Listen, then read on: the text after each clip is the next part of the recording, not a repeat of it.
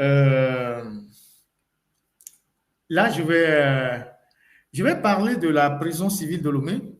Si euh, on a l'image de Google que j'ai prise de cimetière de la prison civile de Lomé, j'ai déjà abordé ce sujet. Je suis obligé de revenir là-dessus parce que il se passe des choses assez regrettables à la prison civile de Lomé.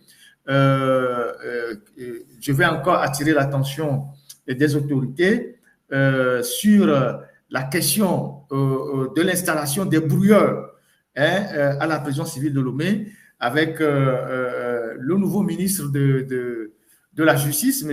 Namtougli, qui est un juriste de profession. Voilà le plan de la prison civile de Lomé pris depuis Google Maps. Et cet endroit ne fait pas un hectare. L'endroit que vous voyez là, ça ne fait pas un hectare. Et à cet endroit-là, ils ont installé au moins ils ont installé plusieurs brouilleurs. Ils ont installé plusieurs brouilleurs à cet endroit-là. Et pour brouiller les téléphones, au moins 15 brouilleurs de 5G sont installés sur cette petite surface-là. 15 brouilleurs 5G sont installés sur cette petite surface-là pour empêcher les prisonniers qui ont parfois des téléphones de communiquer. Mais c'est une torture, c'est une méthode d'extermination, c'est une torture parce que ces brouilleurs émettent des ondes magnétiques et qui provoquent des céphalées pour les prisonniers. Des gens se réveillent avec les nez ensanglantés, les nez qui coulent, les courbatures, des problèmes de santé, de la fatigue. Et c'est l'œuvre de ces brouilleurs-là. Vous savez, pendant longtemps, il y a eu des études, que ce soit aux États-Unis ou en Europe, qui ont fait des expériences sur des rats qu'on a mis dans des salles et autour de ces salles-là, on a mis des brouilleurs et à la fin, on a remarqué que ces rats-là ont développé des tumeurs. Des tumeurs. Et donc aujourd'hui, il est inacceptable que pour régler un problème, on puisse installer des brouilleurs autour de la prison et les prisonniers sont régulièrement atteints dans leur dignité, dans leur santé par ces brouilleurs-là. Et donc, les organisations des droits de l'homme, notamment la CNDH, la Ligue togolaise des droits de l'homme, le CACIT, en tout cas, toutes les organisations qui interviennent sur les questions des droits de l'homme doivent interpeller le ministère de la Justice et le ministère de la Justice pour qu'on puisse régler ce problème de brouilleur. Parce que ce problème de brouilleur est en train de créer, c'est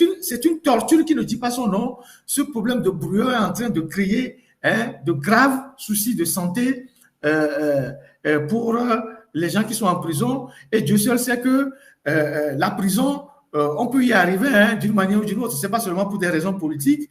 Un malentendu, un petit souci avec quelqu'un peut vous envoyer en prison au Togo pour longtemps. Donc, essayons d'humaniser nos prisons, essayons d'attirer l'attention des dirigeants sur ces méthodes de torture qui ne sont pas acceptables dans un pays en 2025. En Corée du Nord, des trucs qui ont été utilisés au Panama, en Russie, qu'on a exporté, qu'on a importé chez nous et qu'on utilise contre nos propres concitoyens. Alors, il y a aussi un autre sujet que je voudrais aborder rapidement qui concerne la dette. Voilà. La semaine dernière, il y a eu une conférence à Lomé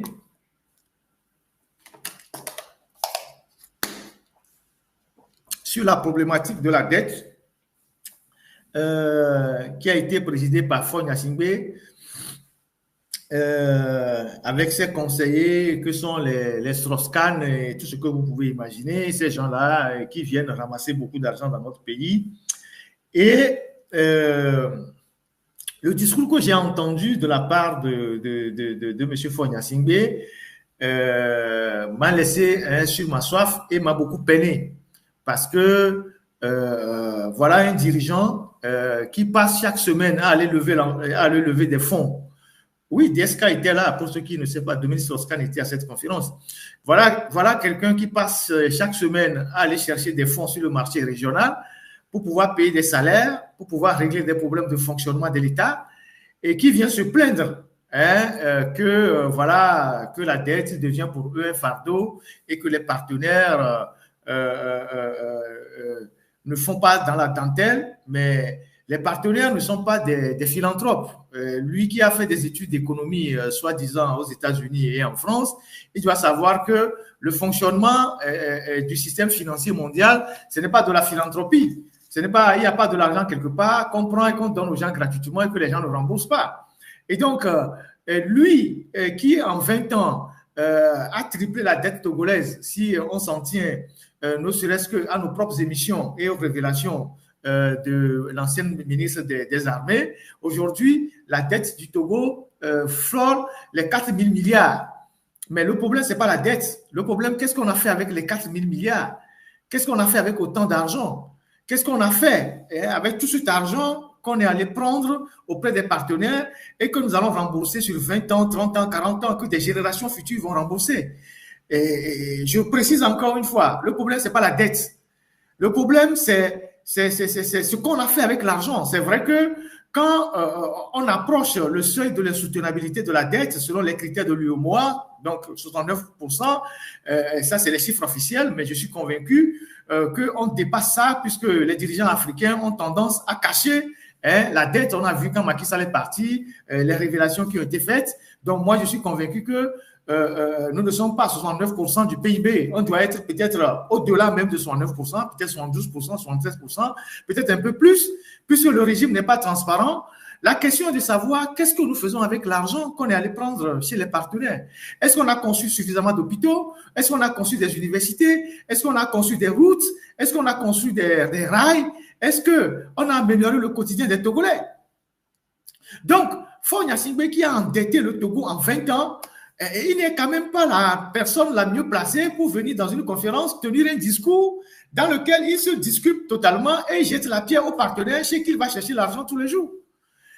Mais le père de Faure Gnassingbé, Gnassingbé Eyadema, a planqué dans les bacs en Suisse, au Vatican, à Singapour, beaucoup d'argent du Togo. À Lausanne seulement, on a plus de 3 500 milliards de francs CFA. J'ai écrit cet article plusieurs fois sur la fortune cachée d'Eyadema, une partie qui se trouve à Lausanne. Mais il aurait suffi que Faure Gnassingbé rapatrie les 3 500 milliards que son père a cachés à Lausanne, que la question de la dette au Togo soit réglée. Ce qu'ils ont mis dans les usines de la BMW en Allemagne, en Bavière, un peu partout, à Singapour, au Japon, avec Sasakawa, à Londres, lui-même il est venu depuis 20 ans, il en a ramassé plein, il a caché l'argent partout. C'est lui qui vient se plaindre que voilà que nous sommes endettés, que les partenaires ne nous font pas des cadeaux. Mais vous êtes ceux qui détournent l'argent, ceux qui font partir l'argent de vos pays vers l'extérieur, et c'est vous qui venez vous plaindre que oui, que les partenaires ne sont pas sérieux, ils vous mettent la pression, et ils ne vous donnent pas les marges de manœuvre. Mais c'est quand même, c'est-à-dire c'est l'hôpital qui est en train de se moquer ou bien de se foutre de la charité. Il suffit que vous rapatriez l'argent que vous avez volé. Tout l'argent que les barons ont volé, qu'ils ont mis au Canada, un peu partout, dans l'immobilier, un peu partout, il suffit de rapatrier ces fonds-là. Aujourd'hui, la destination des plus grands voleurs au Togo, c'est le Canada. J'ai dit à nos confrères de la diaspora au Canada de s'organiser. On doit mener une bataille sérieuse au Canada pour traquer tous ceux qui ont volé l'argent du Togo et qui ont acheté des appartements, des maisons au Canada, qui les ont mis dans les noms de leurs enfants et tout et tout.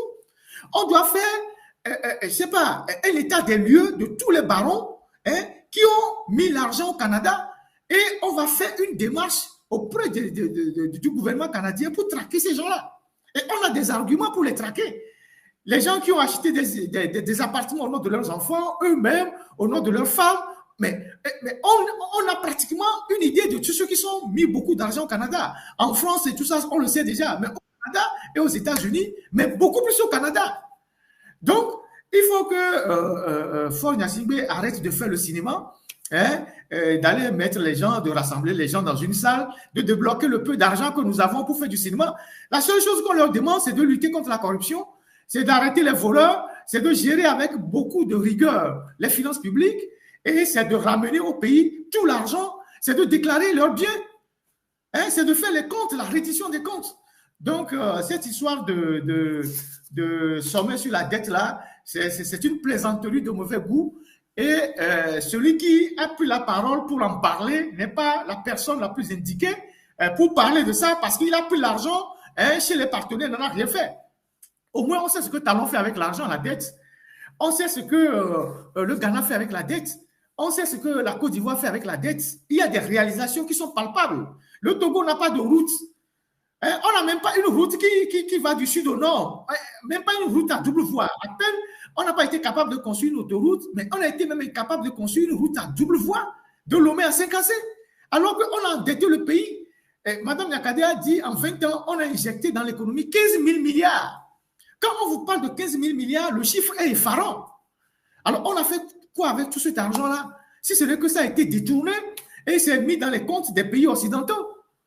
Donc, qu'ils arrêtent de venir nous raconter des histoires à 2 balles et de venir dire, ouais, voilà, on s'est endetté, c'est la faute des autres, ce sont eux, les autres qui nous empêchent de nous endetter. Là, il y a plusieurs projets qui ont été financés par la BAD, par la BADEA, par c'est pas la BOAD, qui sont à l'arrêt au Togo. On est incapable même de les réaliser. On a parlé ici de projets de riziculture de Diablé, financés par la BADEA. L'argent a disparu. La banque a débloqué l'argent, c'est un prêt, mais l'argent a disparu. L'argent a disparu dans les circuits du Togo. Et il y a plein de projets. Aujourd'hui, on est en train de faire des châteaux d'eau sur l'ensemble du territoire, dans les 5 régions.